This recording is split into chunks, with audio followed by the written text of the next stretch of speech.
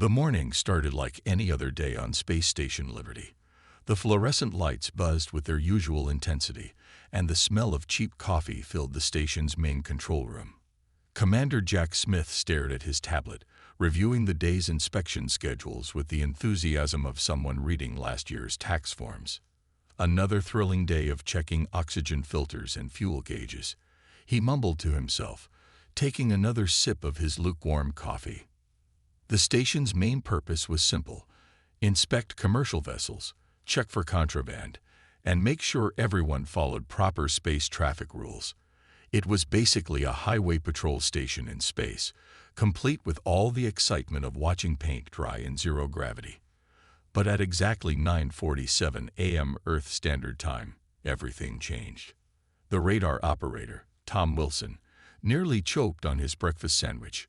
"Sir, unidentified vessel approaching from Sector 7.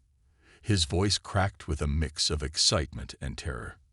It's not matching any known design patterns." Smith rushed to the main viewport, coffee forgotten.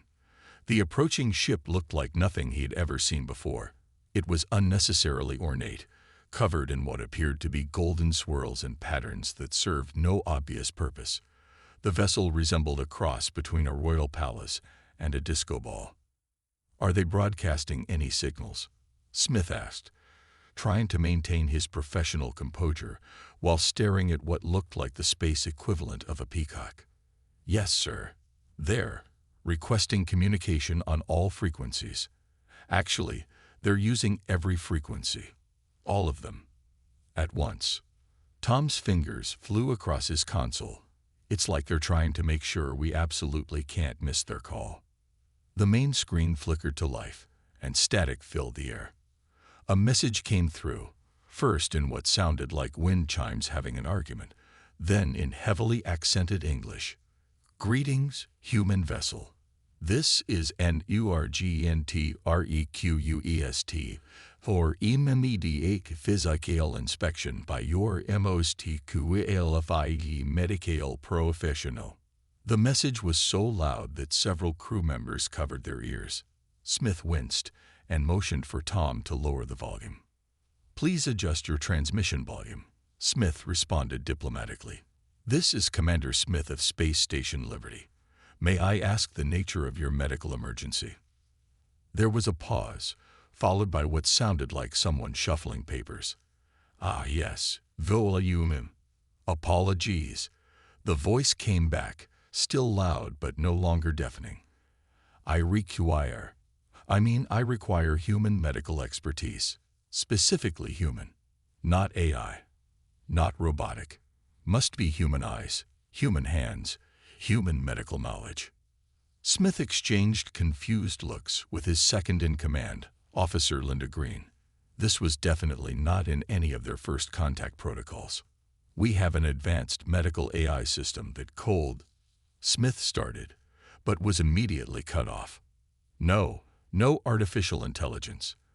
The patterns, they must be observed by human eyes. Only humans understand." The alien voice trailed off mysteriously. "I have studied your species. You are the only ones who can help with my condition." By now, the entire control room staff had abandoned any pretense of work. Everyone was watching the exchange with undisguised fascination. "Sir," Linda whispered, "should I alert Earth Command?" Smith nodded slowly, still staring at the bizarre vessel. "Tell them we have a first contact situation with an alien hypochondriac." The alien ship continued to hover, occasionally rotating to show off different angles of its elaborately decorated hull.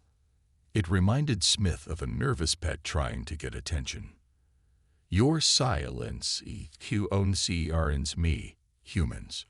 Shall I describe my civilizations in greater detail? I have prepared a presentation with music." No presentation necessary," Smith quickly responded, imagining the alien equivalent of a PowerPoint show about medical conditions. "We'll need some time to prepare our medical bay and staff. Please maintain your current position." As Linda sent urgent messages to Earth Command, Smith couldn't shake the feeling that this would be the strangest first contact in human history. He was right, but not for any of the reasons he imagined. Looking at his now cold coffee, he muttered, "I really should have called in sick today." The Space Station Liberty's meeting room had never been so crowded. 20 officials sat around the oval table, all talking at once, while dozens of printed papers covered every available surface. The emergency meeting had been going on for 3 hours, and they still hadn't decided on a proper greeting protocol. "We can't just send in our doctor without proper first contact procedures," shouted Mr. Peters from station safety. His tie was crooked, and his forehead was covered in sweat. "What if this is some kind of trap?" Dr. Green, the station's chief medical officer, rolled her eyes. She was a practical woman in her 50s who had seen everything from space fungus to zero-gravity flu. "The alien literally won't stop sending us pictures of what he claims are concerning patterns on his skin. If this is a trap, it's the weirdest one I've ever seen." Commander Smith rubbed his temples. The alien ship, still hovering outside, had sent another 40 messages in the last hour alone. The latest one included what appeared to be a self-composed song about the importance of proper medical examinations. "Play the last message again," Smith ordered, hoping it would help them make a decision. The alien's voice filled the room. "Dear humans, I hope this musical composition, known as Torate is, the urgency of my situation. I have the NCLUDED various earth musical styles, including rock and roll, and what you call elevator music. Please respond soon. The patterns are sporting, and I believe they are trying to recreate something created a Mona Lisa on my left side.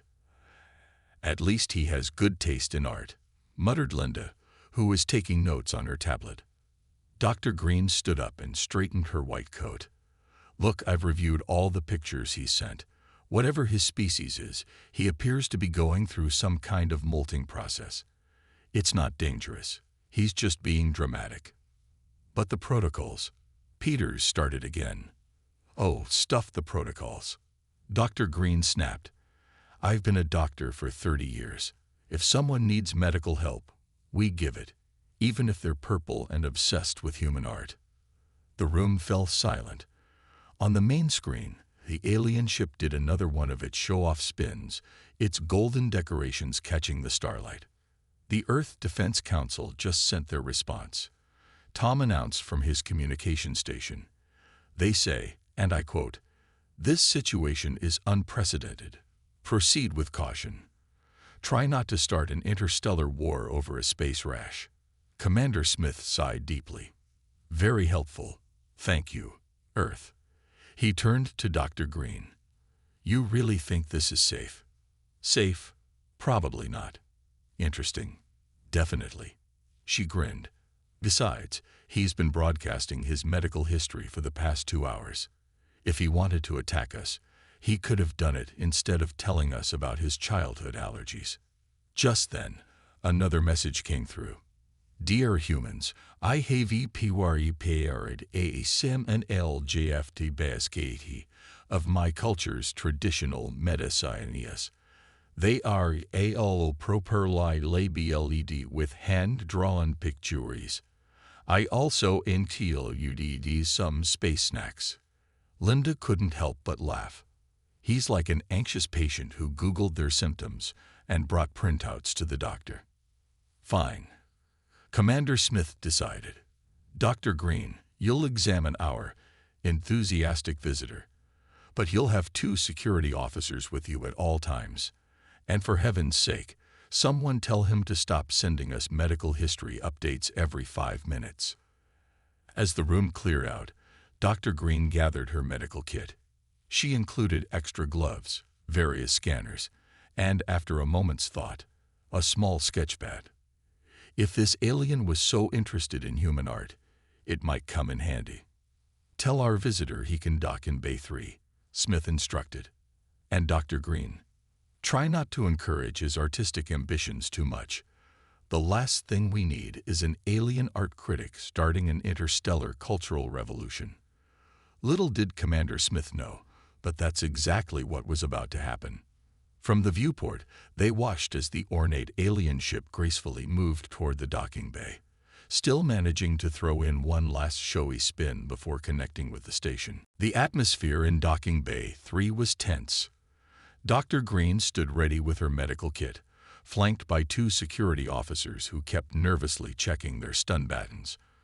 Commander Smith and Linda waited nearby, wondering what would emerge from the alien ship's airlock. They didn't have to wait long. First came the music. Somehow, the alien had mixed together classical orchestra music with what sounded like disco beats. It blasted from the ship's external speakers as the airlock door slowly opened with a theatrical hiss of steam. Is that Beethoven's Fifth mixed with Stayin' Alive? Linda whispered in disbelief. Then came the entrance. The alien commander strutted through the airlock. His spacesuit was the most elaborate thing any of them had ever seen. It sparkled with embedded crystals, had unnecessary cape-like attachments that floated dramatically in the station's artificial gravity, and seemed to change color depending on the angle of the light. Greetings, human medicial professionals. The alien's voice boomed through his suit's speakers. He struck a pose that would have made any runway model proud. I apologize for the volume adjustment. These suits were designed for dramatic effect rather than practical communication. Dr. Green stepped forward. Welcome aboard Space Station Liberty. I'm Dr. Green, the Chief Medical Officer. Would you mind removing your helmet so we can communicate more normally? Ah, yes, of course. The alien carefully removed his helmet, revealing a face that made everyone in the room blink in surprise. He looked like what would happen if a peacock and a gecko had decided to create an art project together. His scales shimmered in various shades of blue and green, with elegant patterns swirling across his skin. His head crest reminded them of a peacock's feathers, but it changed colors as he moved. You may call me. He paused dramatically. Bob. Commander Smith coughed. Bob. Yes, I have studied your Earth names extensively. Bob is simple, elegant, and according to my research, quite common. My actual name involves 14 different color changes and a small interpretive dance, but I thought Bob would be more convenient. Dr. Green managed to keep her professional composure, though her mouth twitched slightly. Well, Bob, why don't you tell us about this medical emergency of yours? Bob's crest fluttered with excitement. Ah yes, but first, I brought gifts. He reached into his sparkly spacesuit and pulled out what looked like a gift basket wrapped in something that resembled glowing cellophane. Traditional medicines from my world, some snacks, and I included several self-portraits I painted while waiting in orbit. The security officers exchanged glances as Bob handed the basket to Linda, who accepted it with a bewildered thank you. Now about my condition, Bob continued, his voice dropping to a theatrical whisper. The patterns, Doctor. The patterns. He began unzipping his spacesuit, revealing more of his scaled skin. They're forming shapes, meaningful shapes, human shapes. Dr. Green leaned in to look at the areas Bob was pointing to. His scales did indeed show unusual patterns, but they looked more like random molding than anything specific. See here. Bob twisted around, trying to show his back. I'm certain this pattern is attempting to recreate your Earth painting The Scream. And this one over here is clearly trying to be a Picasso. Commander Smith muttered under his breath. We've got an alien hypochondriac who thinks he's a living art museum. I heard that. Bob's crest brightened. And thank you. A living art museum. What a wonderful description. Though I prefer the term mobile cultural exhibition. Dr. Green pulled out her medical scanner. Bob, would you mind telling me why you specifically needed human medical expertise? Surely your own species has doctors who understand your biology better. Bob's expression became serious for the first time. Ah, well, that's a bit complicated. You see, Humans are known throughout the galaxy for something special, something unique, something that makes you particularly qualified to help me. Our advanced medical technology, Commander Smith suggested. Our scientific knowledge, offered Linda. Bob shook his head, his crest shimmering with all the colors of the rainbow. No, no, something far more important. He spread his arms wide. Your memes. The entire docking bay fell silent. I'm sorry, Dr. Green said slowly. Did you just say memes? The medical bay of Space Station Liberty had never seen a patient quite like Bob. The alien lay on the examination table, still occasionally striking poses while Dr. Green tried to conduct a proper medical examination. The two security guards stood by the door, trying not to laugh every time Bob pointed out another artistic pattern in his scales. Now, if you look here, Bob said, twisting to show his left side. These scales are clearly trying to recreate the "this is fine" meme. See the dog. See the fire. Dr. Green squinted at the patch of scales. All she could see was a perfectly normal molting pattern, but she nodded politely. Very interesting. Could you tell me when these artistic patterns first appeared?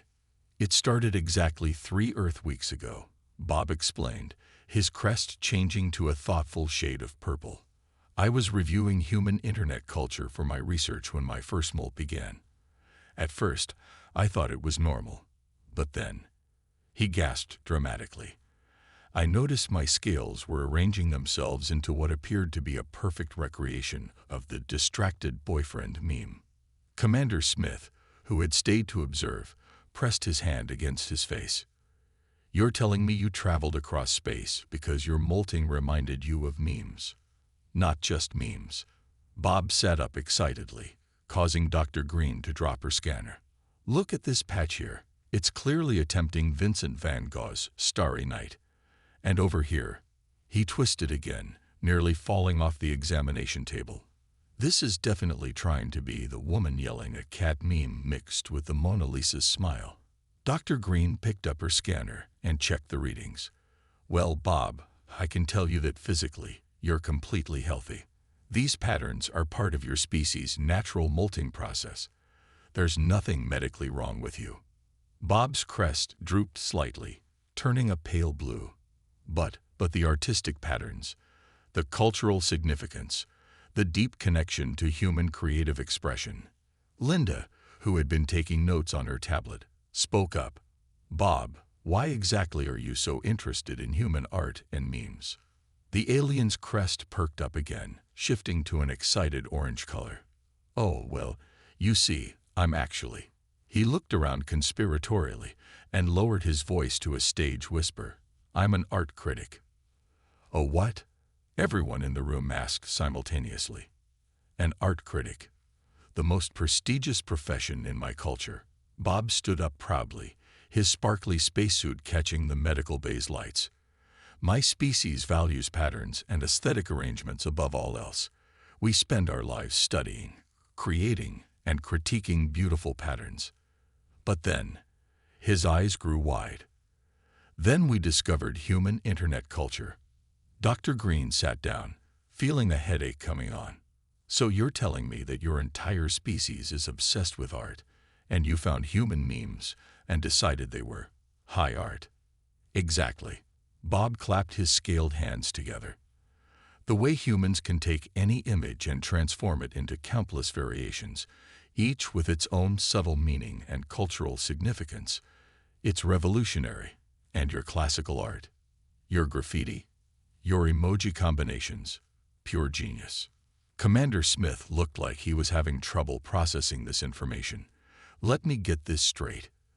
You're an alien art critic who thinks he's molting in memes, and you came to Earth because humans are the greatest artists in the galaxy, Bob declared. No other species can match your creativity, your ability to find humor and meaning in the simplest images, your talent for remixing and reinterpreting visual information. He struck another pose. When I noticed my scales forming these patterns, I knew I needed human expertise to document and interpret them properly. Dr. Green checked her scanner one more time, then set it down with a sigh. Well, Bob, I can definitely help document your molting patterns. But I should warn you, I'm really more qualified to treat medical conditions than interpret art. Perfect, Bob exclaimed. Then you'll have an unbiased perspective. Now about this pattern on my back. Would you say it's more Renaissance or postmodern?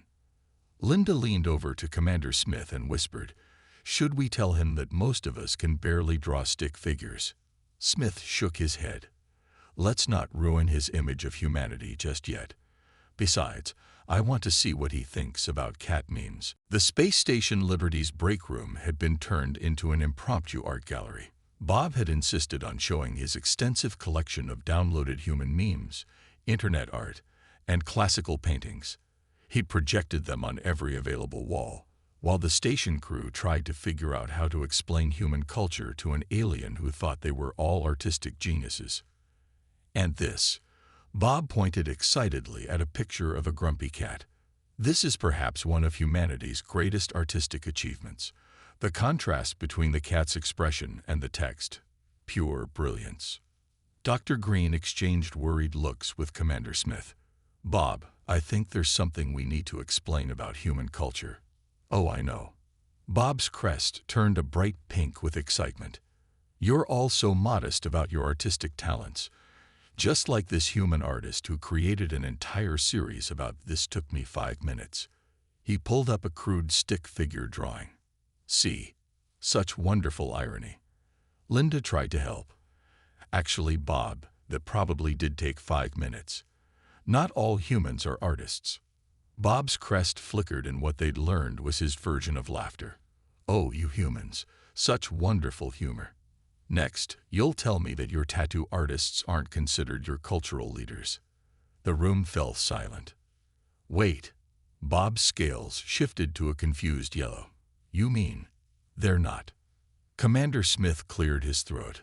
Bob, I think we need to have a serious talk about human culture. You see, while we do have many talented artists. Yes, like this genius. Bob interrupted, pulling up a photo of someone's badly drawn birthday cake. See how they deliberately made it imperfect to comment on the fleeting nature of existence. No, Bob, Dr. Green said gently. That's just someone who isn't very good at decorating cakes. Bob's crest drooped slightly. But what about all the variations of images I've seen? The constant remixing and reinterpreting. The way humans can take any concept and turn it into hundreds of different memes.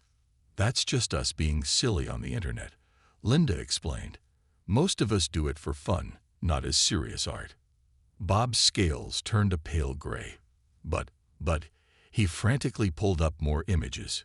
What about these masterpieces? He showed them a collection of corporate logos. Those were made by professional designers, Commander Smith explained. Most humans can't. Professional designers. Bob's crest shot up in excitement, his colors returning. So you do have a special class of pattern creators. I knew it. He started pacing the room. This explains so much. You have specialized pattern masters who create your visual culture, and then the common humans remix and reinterpret their work through memes and social media. It's a complex system of artistic dialogue between professionals and the masses. The crew looked at each other, realizing that Bob had somehow managed to make their random internet habits sound like high culture. And these emoji combinations, Bob continued, his enthusiasm building again. The way humans can convey complex emotional stories through simple combinations of standardized images, it's revolutionary.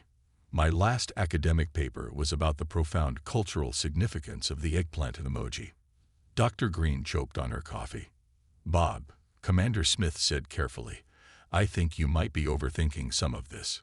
Overthinking? Impossible. Bob's scales were now cycling through rainbow colors in his excitement. Do you know that my species has been monitoring human internet traffic for years? Our greatest scholars spend their lives studying your meme evolution. We have entire universities dedicated to understanding why humans say banana for scale. Linda couldn't hold back anymore and burst out laughing. You're telling me that your species thinks our shitposting is high art. Shitposting. Bob pulled out a small device and made a note. Is this another one of your artistic terms? Like dank memes and cursed images? Fascinating. The layers of meaning in your cultural vocabulary are endless. Commander Smith sat down heavily in a chair. So let me get this straight. Your entire species thinks we're all sophisticated artists engaging in complex cultural commentary, when really we're just... Exactly. Bob interrupted triumphantly. You're all exactly what we thought you were. The greatest artists in the galaxy. Even your denials are a form of performance art. His crest stood fully erect with pride. And now my molt patterns are beginning to show human influence. Do you have any idea what this means for interstellar cultural relations? Dr. Green looked at her empty coffee cup and muttered, I really need something stronger than coffee for this conversation. The day had gotten even stranger on Space Station Liberty. Bob sat in the station's conference room, surrounded by curious staff members, his scales now forming what he claimed was a perfect recreation of the Drake Hotline Bling meme. Dr. Green had given up trying to convince him it was just random molting. I suppose, Bob said, his crest turning a deep purple of sincerity, I should tell you the real reason for my visit. He straightened up in his chair, his sparkly spacesuit catching the light. I'm not just any art critic. I'm actually the galaxy's leading expert on human visual culture. Commander Smith raised an eyebrow. You mean memes? Not just memes. Bob pulled out a small holographic projector. For the past 5 Earth years, I've been running the galaxy's most popular art blog. Humans did it better. The projector displayed statistics showing millions of alien subscribers across thousands of worlds. The crew stared in disbelief. You're telling me, Linda said slowly, that aliens across the galaxy are following a blog about human memes and internet culture, and classical art, and graffiti, and Bob's crest wiggled excitedly. Something called dad jokes with stock photos. That category is particularly popular among the crystalline beings of the Andromeda galaxy. Dr. Green sat down heavily. So when you came here for a medical examination, I needed documentation. Bob's scales rippled with enthusiasm. My molt patterns showing human influence. It's unprecedented. Do you know how many academic papers will be written about this? The cultural implications are enormous. He pulled up more holographic images, showing alien art galleries filled with Earth memes, universities with departments dedicated to studying human emoji usage, and what appeared to be alien recreations of famous internet photos. Wait. Commander Smith squinted at one image. Is that an alien version of woman yelling at cat? Yes. Bob clapped his scaled hands together. That piece sold for millions of credits. The artist replaced the cat with a gelatinous blob from Beetlejuice, but kept the emotional core of the original. Brilliant, isn't it? The crew watched in amazement as Bob showed them more examples. Alien species across the galaxy were apparently obsessed with human internet culture, treating everything from simple doodles to reaction GIFs as high art. But why keep this secret? Linda asked. Why pretend you just needed a medical examination? Bob's crest drooped slightly. Well, my species has a tradition. We're not supposed to reveal our artistic critiques to the subjects we study. It might influence their natural creative evolution. His scales turned a sheepish shade of pink. But when my molt started showing human patterns, I couldn't resist. I had to document it. It's the first recorded case of human meme culture physically influencing alien biology. Just then, Tom burst into the room. Commander, we're receiving transmissions from 17 different alien ships. They're all requesting permission to dock, claiming medical emergencies. Bob's crest shot up in surprise. Oh no, my blog followers must have tracked me here. You're what? Commander Smith stood up so fast his chair fell over. My subscribers. Bob looked embarrassed.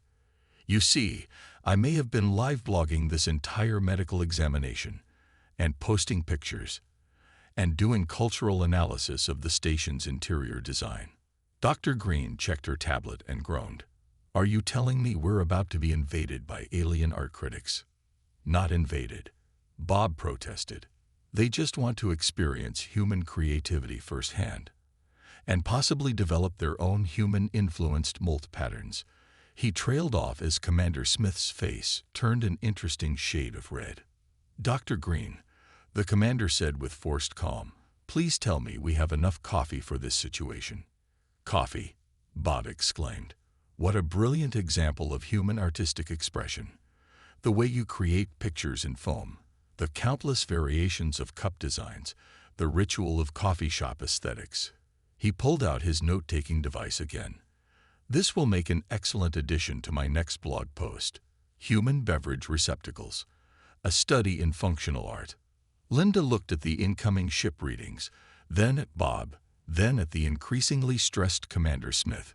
Sir, should I start preparing docking bay space for our art critic visitors?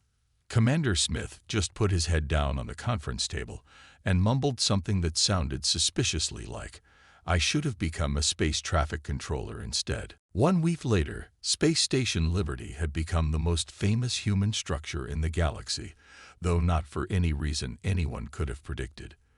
The station's docking bays were filled with ornate alien ships, each more sparkly than the last. The corridors were crowded with various alien art critics, all trying to develop their own human-influenced mold patterns. Dr. Green sat in her office, updating her newest patient file. Alien art critic number 47 claims mold patterns resemble lost meme. Actually just regular scales. Doctor. Bob burst into the office, his scales now showing what he insisted was a perfect recreation of the Hide the Pain Herald meme. You won't believe the latest news. Please tell me no more art critics are coming, Dr. Green said, rubbing her temples. Even better. Bob's crest turned bright gold with excitement. The Galactic Cultural Council has officially declared Space Station Liberty an important site of artistic emergence. Commander Smith, who had been trying to hide in the medical bay from the art critics, groaned. What does that even mean? It means, Bob explained, practically bouncing with joy, that this station is now recognized as the birthplace of the first documented case of human meme culture physically manifesting in alien biology. We're making history. Linda walked in, carrying yet another stack of docking requests. Sir, the UN just called. They want to establish a new department, the Bureau of Interstellar Cultural Exchange. And Bob added, his scales shimming with pride, my blog just hit 1 billion subscribers. The latest post about the station's recycling system being a metaphor for circular narrative structure in human art was particularly popular. Commander Smith looked confused. The recycling system. Yes, the way you humans efficiently reuse materials.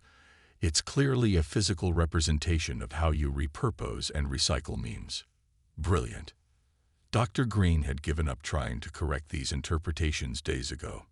Besides, the station's budget had increased tenfold since being declared a cultural landmark. Oh, Bob suddenly remembered something. The Galactic University of Pattern Studies wants to offer all of you honorary professorships. They're particularly interested in Commander Smith's collection of coffee mugs. My what? Smith looked at his simple, world's okayest commander mug. Your carefully curated collection of ironic drinking vessels. The way you use seemingly simple objects to make profound statements about authority and responsibility. Masterful. Linda couldn't hold back her laughter anymore. You know what? Let them think what they want. This is the most fun this station has ever been. She had a point. The usually boring space station had transformed into a bustling cultural center. Alien art critics were conducting serious studies of the cafeteria menu layout, the security officers' patrol patterns, and even the way humans organize their storage closets. And here's the best part, Bob said, his crest turning rainbow colors. Remember how humans weren't sure about their place in the galactic community? Well, you're now officially recognized as the galaxy's leading experts in visual communication and cultural evolution. Because of memes, Commander Smith said flatly. Not just memes, Bob corrected. Your species' entire approach to visual culture. The way you can take any image, any concept, and transform it into something new and meaningful. No other species does that. We're all too focused on perfection and rules. Dr. Green smiled despite herself. So humanity's great contribution to galactic culture is our ability to make silly pictures on the internet. Exactly. Bob beamed. You've revolutionized how the galaxy thinks about art and communication. And now, he gestured to his molt patterns, you're literally changing how other species evolve.